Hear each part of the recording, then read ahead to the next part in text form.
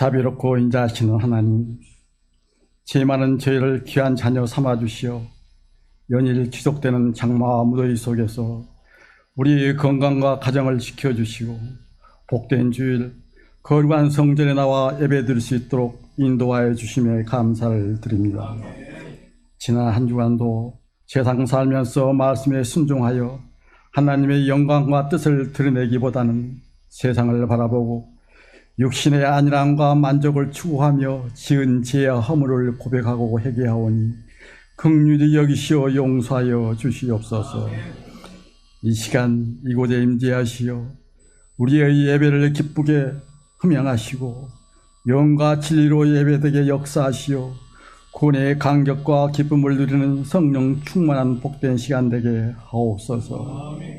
우리의 힘과 구원이 되신 은혜의 하나님, 우리에게 주어진 하루하루의 삶을 하나님의 자녀답게 그리스도인답게 살기를 원합니다. 우리의 눈에 보이는 대로 판단하지 않고 귀에 들리는 대로 말하지 않으며 주님을 바라보며 말씀에 순종하고 주님의 뜻을 이루어가는 교회와 성도들의 삶이 되게 도와주시옵소서. 하나님의 복음을 전하는 일을 단순히 입술로만 고백하지 않게 하시고 우리의 삶으로 전하는 귀한 은혜가 있게 하옵소서.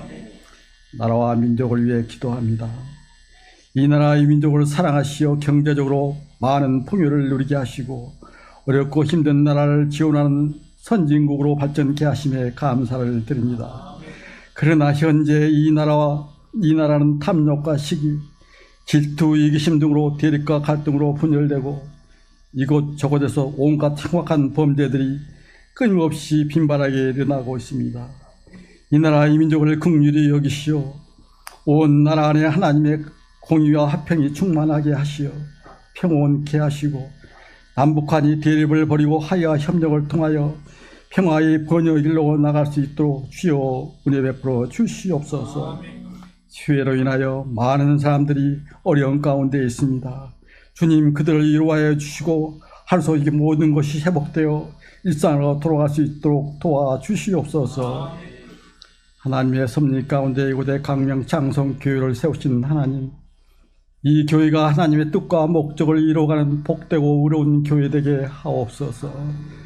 어두운 죄악 세상을 밝게 비추는 구원의 등대가 되게 하시고 세상 살면서 지치고 힘든 애통하는 사람들에게 위로와 소망을 전하는 선한 교회가 되게 하옵소서. 여호와 하나님을 사랑하고 어려운 이웃을 사랑하는 가운데 인재의 양성과 전도의 열매가 풍성히 맺히는 성령의 충만한 교회가 되게 하옵소서. 예배와 전도, 교육, 봉사, 교제의 사역이 균형 있게 역동적으로 이루어지는 작지만 여호와의 기운으로 서가는 교회와 성도들이 되게 도와주시옵소서. 오늘도 귀한 말씀을 듣고 단위에 서신 목사님 영역을 강건케 하시고 성령 충만케 하시오 전해진 말씀마다 생명력이 넘치는 살아계신 하나님의 말씀이 되게 하시고 교회와 성도들 섬기고 인도하는데 늘 기쁨과 감사가 넘치게 하옵소서. 여름 성경학교와 수련회가 진행 중에 있습니다. 준비하고 가르치는 목사님과 교사들의 헌신 위에 성령님의 이루와 크신 능력을 부어주시고 우리의 자녀들이 요셉과 다니엘처럼 지혜롭고 믿음의 심지가 굳은 하나님의 자녀로 거듭나는 은혜를 체험하는 시간이 되게 하옵소서. 다음 한 주는 무더운 날씨와 지루한 장마들로 인하여 휴가를 실시합니다. 어느 때보다도 어렵고 피곤한 시기를 보내고 있는 사랑하는 성도님들 가정을 늘 평안케 지켜주시고 건강하게 지낼 수 있도록 함께하여 주시옵소서. 각각의 처소에서 기도할 때 성령의 충만케 하옵시고 특별히 각종 질병으로 고통당하는 성도님들 주님 찾아가 만져주시고 은혜를 더하여 치료하여 주시옵소서. 교회와 예배를 위하여 수고한 모든 기관과 일꾼들에게 하늘의 신령한 복이 충만케 하옵소서. 이러한 모든 것을 우리를 죄에서 구원하신 예수 그리스도의 이름으로 기도드립니다. 이 시간 함께 나눌 말씀은 사도행전 16장입니다.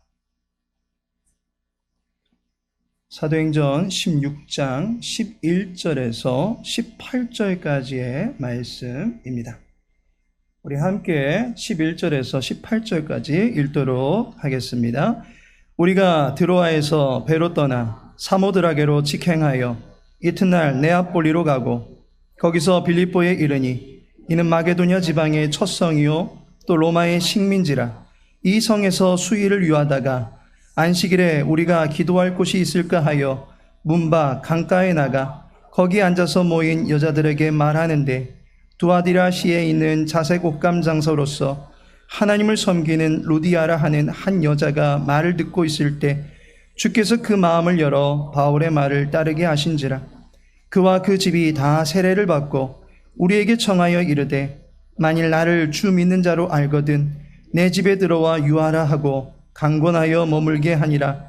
우리가 기도하는 곳에 가다가 점치는 귀신 들린 여종 하나를 만나니 점으로 그 주인들에게 큰 이익을 주는 자라.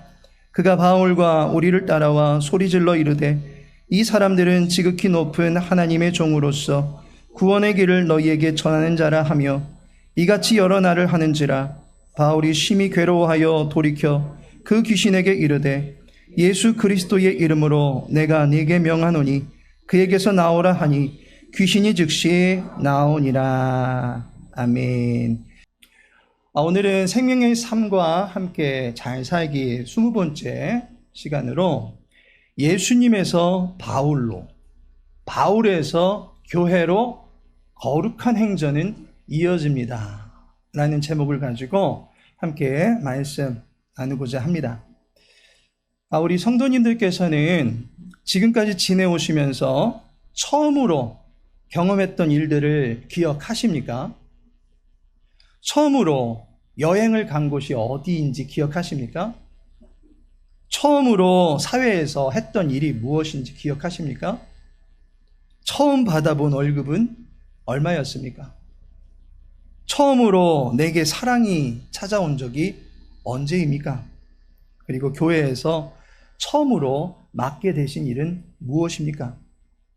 처음으로 개척교회를 섬겨보신 적은 언제이고 또 어느 교회입니까? 기타 등등 처음에 대해서는 기억이 오래 남는 것은 물론이고 또 그 모든 것들에 대한 애정도 많이 가게 될 것입니다. 바울이 새롭게 꾸린 전도팀과 함께 처음 사역을 하게 될 때입니다.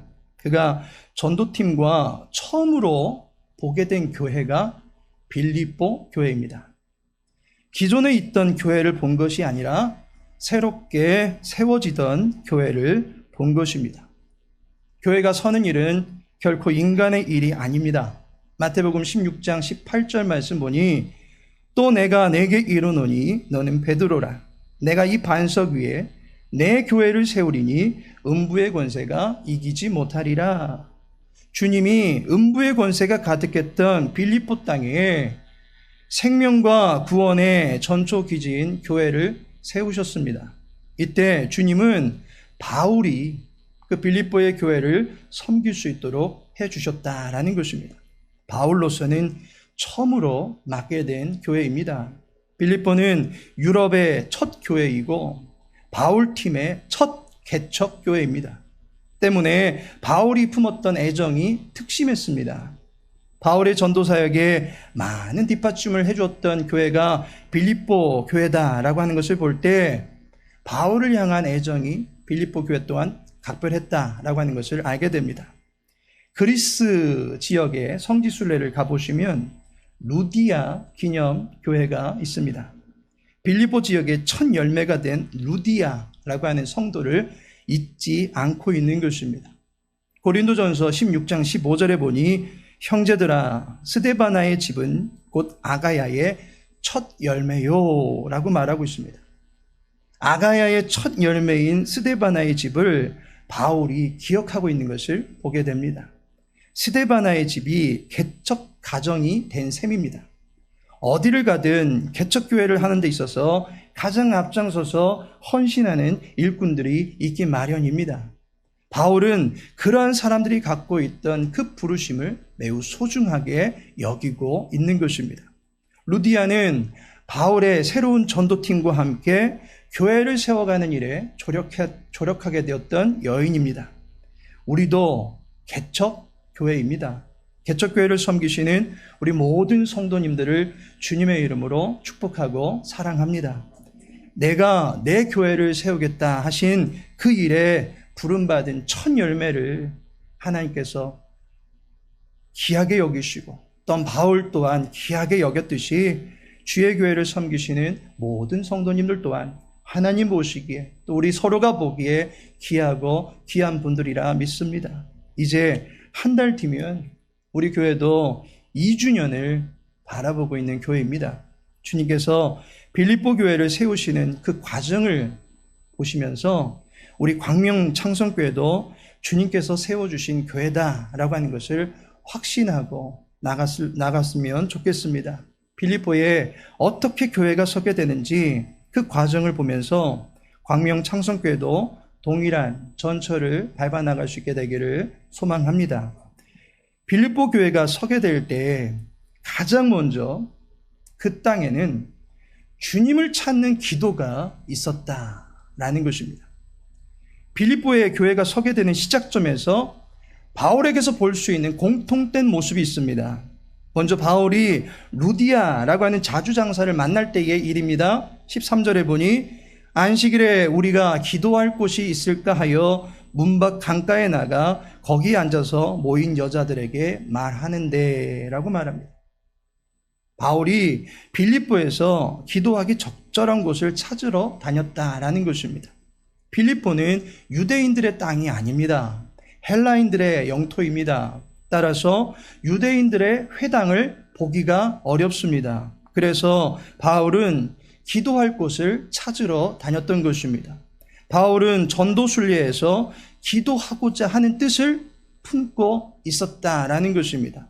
다음으로 바울이 점치는 여종을 만날 때는 어땠습니까? 16절에 보니 우리가 기도하는 곳에 가다가 점치는 귀신 들린 여종 하나를 만나니 라고 말씀하고 있습니다. 우리가 기도하는 곳에 가다가 라고 말씀합니다. 13절에서 16절 사이에 바울은 기도하기에 적절한 장소를 찾게 된 것입니다. 그리고 기도하고자 했던 그날 이후부터 여태까지 바울은 기도하였다라는 것입니다. 바울은 늘 주님을 찾던 사람임을 알게 됩니다. 사실 바울이 빌립보에 오게 된 것이 바울이 오고 싶어서 온 것이 아닙니다. 어느 날 밤에 바울이 환상을 보는데 사도행전 16장 9절에 밤에 환상이 바울에게 보이니 마게도냐 사람 하나가 서서 그에게 청하여 이르되 마게도냐로 건너와서 우리를 도우라 하거늘 이라고 말씀하고 있습니다. 환상 중에 복음의 길이 보여진 것은 성령의 인도하심이다 라고 볼 수 있습니다. 따라서 바울의 빌립보 행은 그의 원함이 아니라 성령의 강권적인 인도에 의하여 오게 되었다라는 사실입니다. 막상 그 땅에 찾아와서 자리를 잡았는데 회당이 없습니다. 말씀을 전할 곳이 없다라는 것입니다. 성령의 인도를 쫓아서 찾아왔는데 복음의 불모지와 같은 지역이다라고 하는 것을 알게 됩니다. 환상이 잘못된 것입니까? 바울이 착각한 것입니까? 그게 아니다라는 것입니다. 바로 이때가 기도하라는 때다라는 것입니다. 그때가 바로 기도해야 될 때다라는 것입니다. 마틴 로이드 존스 목사님께서 그리스도인들이 겪을 수 있는 영적 위험 한 가지를 소개합니다. 영적 침체라는 책에서 자신이 일을 통제하는 것이 아니라 일이 자신을 통제한다라고 말한 바 있습니다. 일을 완수해야 된다라는 강박증이 결국에는 일을 그르칠 수 있다라는 것입니다. 하나님의 일을 하는데 하나님은 온데간데 없이 사라질 수 있다라는 것입니다. 마치 대접하기에 분주해졌던 마르다와 같은 모습을 보일 수 있다라는 것입니다. 하나님이 목적이 되는 것이 아니라 일이 목적이 되는 그러한 일이 발생할 수도 있다는 것입니다. 그리스도인은 자기의 일을 하는 사람이 아닙니다. 하나님의 일을 하는 사람입니다. 하나님이 내 행동 강령의 주인이 되신다라는 말입니다. 따라서 주인에게 뜻을 물어야 된다라는 것입니다. 여기까지 왔으면 일이 끝난 것이 아닙니다. 전도 여행지에 온 것이 최종 목적이 아니라 복음을 전하는 것이 목적이었습니다. 일에 두서도 없이 무턱대고 여기저기 다니면서 복음을 선포하고 다닐 수 있는 형편이 아닙니다. 이방의 땅입니다. 복음의 불모지와 같은 그런 땅입니다. 그 순간 바울은 기도의 자리를 먼저 찾았다라는 것입니다. 주님을 찾았다라는 것입니다. 주님의 인도하심으로 여기까지 왔지만 다시 도착한 그곳에서 주님의 인도를 구했다라는 것입니다. 우리 광명 창성교회는 기도의 생기로 일어서게 되기를 소망합니다. 기도의 생기가 터지면 그 순간 모든 일의 물꼬는 터지기 마련입니다. 바울은 기도하러 가는 중에 복음을 전해야 될 사람을 만나게 되었습니다. 그리고 평생 동역자를 만나게 되었습니다. 기도하러 가는 중에 죽을 영혼을 살리는 사역도 감당하게 되었습니다. 지역을 살리는 일을 감당케 되었던 것을 보게 됩니다. 성령의 인도하심을 쫓아와서 작든 크든 그 어떤 일이 주어진다 할지라도 우선은 그 일을 받을 준비를 하고 그 일을 감당할 수 있는 성령의 도우심을 구할 수 있어야 하는 것입니다. 주님을 찾는 교회, 그것이 빌립보에 주님이 세우고자 하신 교회의 출발점이었다라는 사실을 기억할 수 있기를 소망합니다. 두 번째로 주님을 만나는 일이 벌어졌다라는 것입니다. 바울은 빌립보성에서 루디아라 하는 여성 신도를 만납니다. 누가는 그녀가 어떤 사람인지를 구체적으로 소개합니다. 14절에 두아디라시아에 있는 자색 옷감 장서로서 하나님을 섬기는 루디아라 하는 한 여자가 말을 듣고 있을 때 주께서 그 마음을 열어 바울의 말을 따르게 하신지라 라고 말씀합니다. 그녀는 하나님을 섬기던 여성이었습니다. 여성의 신분으로서 자색 옷감 장사를 하였고 그녀의 본래 출신은 두아디라라고 하는 것입니다. 영상에서 보시듯이 두아디라에서 빌립보로 옮겨오게 된 것입니다. 빌립보 지역은 지중해 안쪽에 있는 에게해를 접하고 있습니다. 항구가 개발되어 있어서 무역과 상업이 성행하였습니다. 퇴역한 군인들이 노년에는 종을 부리면서 땅을 기경하여 안정적으로 살아가고 있는 평화로운 성읍이었습니다. 위클리프 성경 주석을 비롯해서 여러 신약 학자들은 이 지역을 가리켜서 로마의 축소판이라고 말합니다. 빌립보 지역은 인구의 유입과 함께 엄청난 재화와 세련된 문화가 활발히 교류되고 있던 신도시였습니다.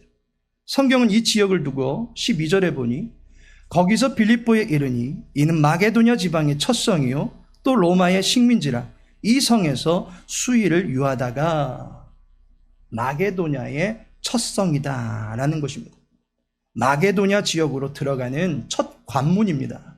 이 지역을 통하지 않고는 마게도냐를 들어갈 수가 없는 것입니다. 특히 이곳에 주전 146년에 에그나티아 대로가 개통이 됨으로써 마게도냐 지역으로 손쉽게 유입될 수 있는 지리적 요충지가 되기도 했다라는 것입니다. 이 신도시에 두아디라 출신의 루디아가 찾아오게 됩니다. 두아디라에서 옷감 장사를 하던 여성이 이 도시에 온 이유는 뻔합니다. 경제적인 이익을 취하기 위해서 발빠르게 움직인 것입니다. 특별히 루디아가 취급한 자주색 옷감은 지중해 문화권에서는 1000년 이상 호화스러운 물건으로 취급받아온 물건입니다. 이 색깔을 내기 위한 염료가 뿔고동에서 얻을 수 있는데 매우 극소량만 얻을 수 있다라고 하는 것입니다. 류모세 선교사님의 책 열린다 성경에 보시면 이 색은 왕족이나 귀족에게 어울리는 색깔이다 보니 이 색으로 염색된 옷은 한 벌에 거의 1억 원 가까이 된다라고 소개하고 있습니다. 그렇다는 것은 루디아가 원정까지 와서 거물급 사람들만 취급하는 거대한 사업가였다라고 하는 것을 알게 됩니다. 그녀는 그야말로 거상이었다라는 것을 알게 됩니다. 패션계에서 회자되는 유명한 말이 있습니다. 여러분은 명품 프라다와 샤넬의 차이가 무엇인지 아십니까? 예? 로고 차이.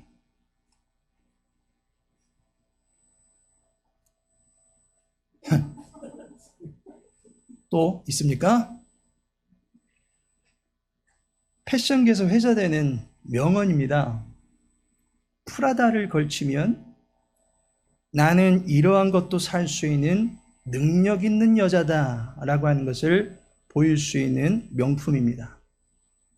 샤넬을 걸치면 나에게는 이러한 것을 사줄 수 있는 능력자가 있다라고 하는 것을 보여주는 물품이다라는 것입니다.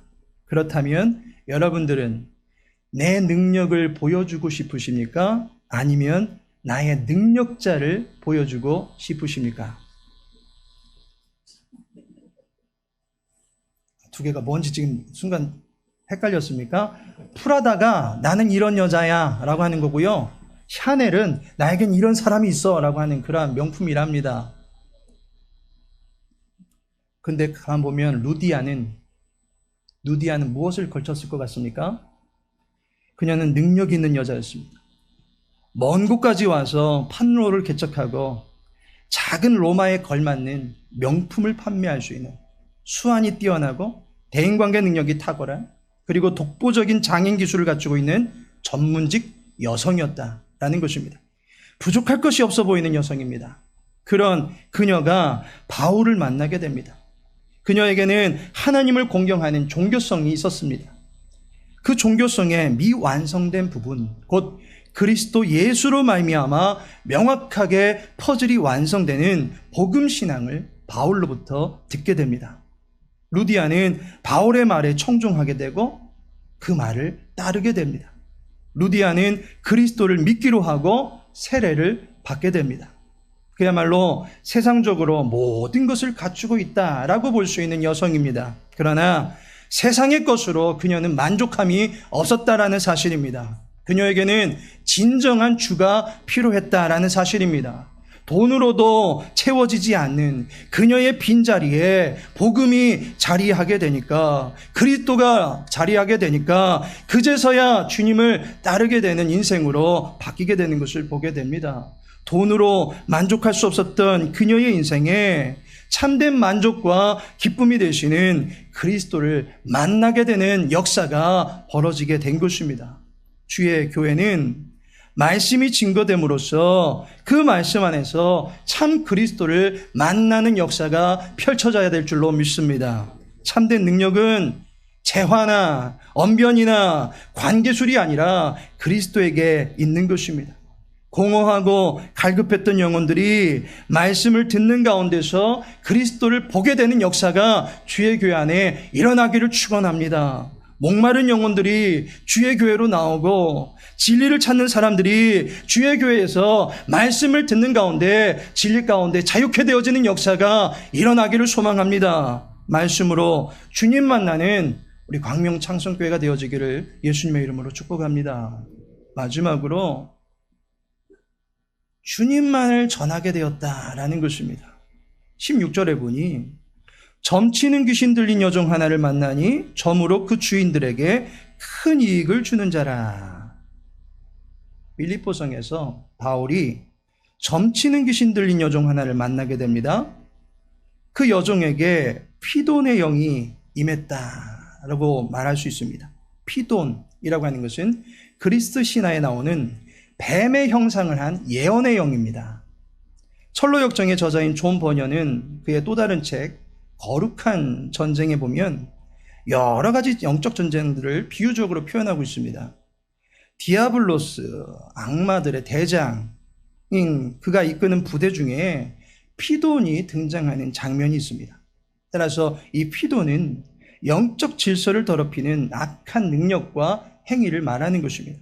이와 같이 악한 일에 종로를 타고 있던 여인을 빌립보에서 만나게 됩니다.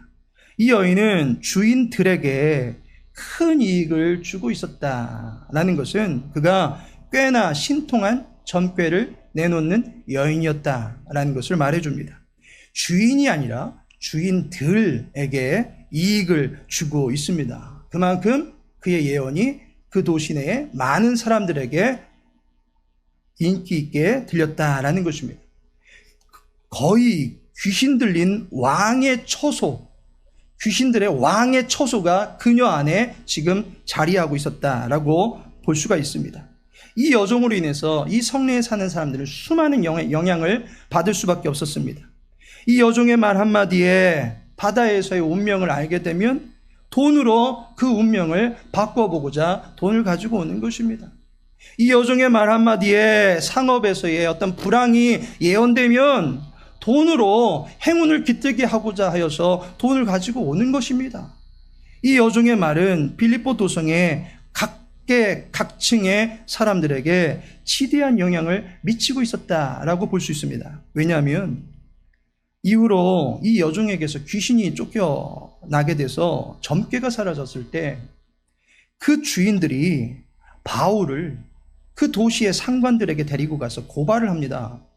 그 고발에 상관들이 앞뒤 재지를 않고 로마 시민권을 가진 바울임에도 불구하고 그를 감옥에 가두고 그를 쳤다라고 하는 것을 볼 때 여종을 통해서 이익을 보던 주인들이 그 도시의 수많은 권력층과도 연계되어 있었다라고 하는 것을 우리들에게 보여주는 것입니다.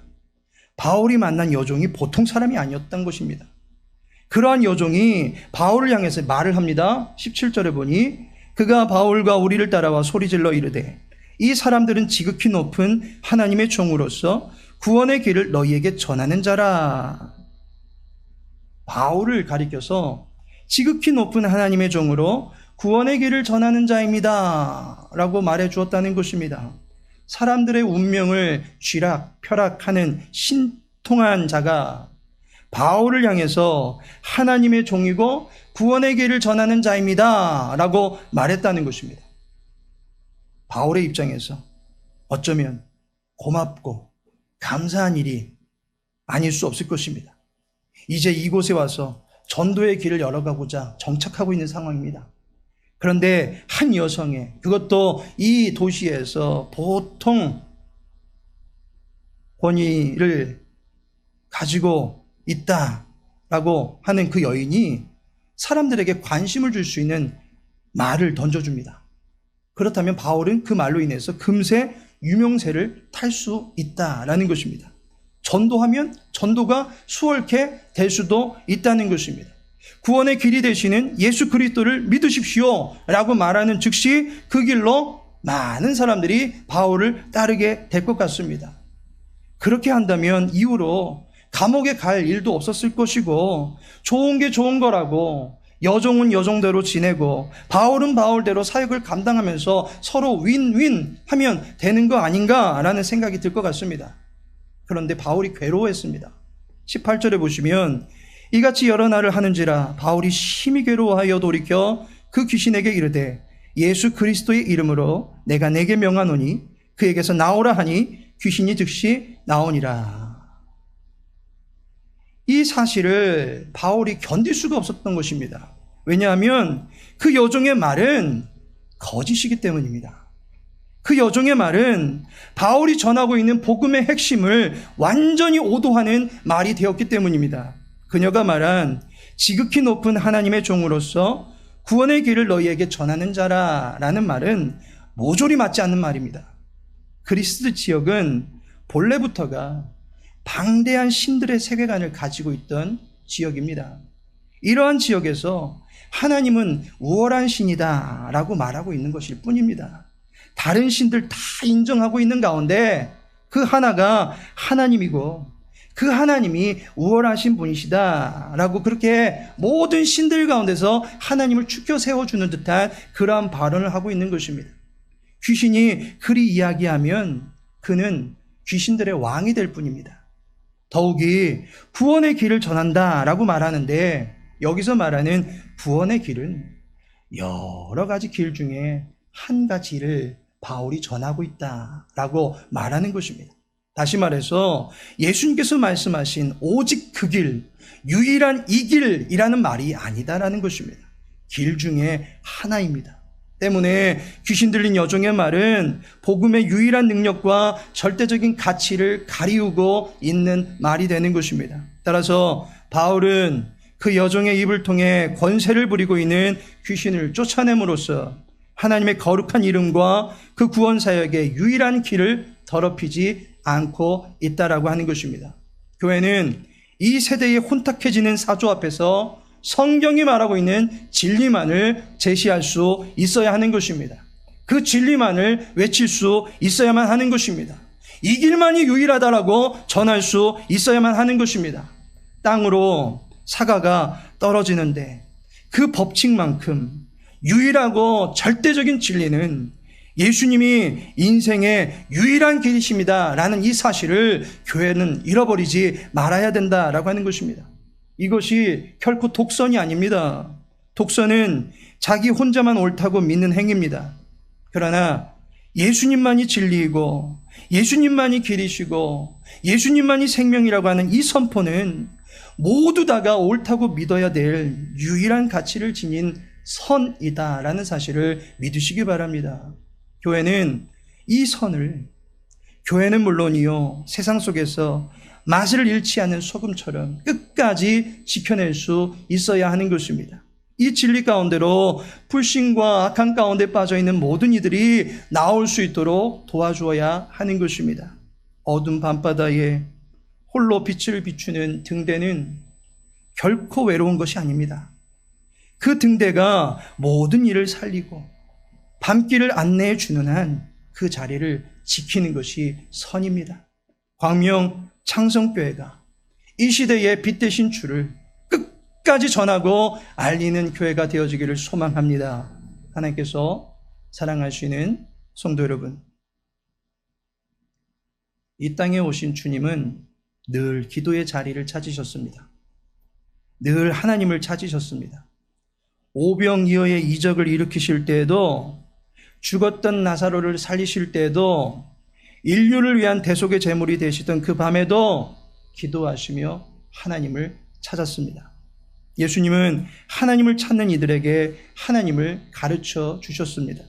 사마리아 여인이 하나님을 참되게 예배하고 싶어 했을 때 하나님은 영이심을, 그리고 하나님께서 약속하신 메시아가 바로 예수님 자신을 통해서 이 땅에 보내졌다라는 사실을 알려주심으로써 그녀가 하나님을 알고 믿을 수 있는 길을 열어주셨습니다. 예수님은 귀신 들린 자들을 쫓아내셨고 기도 외에는 이러한 유가 나갈 수 없다라고 가르쳐 주셨습니다.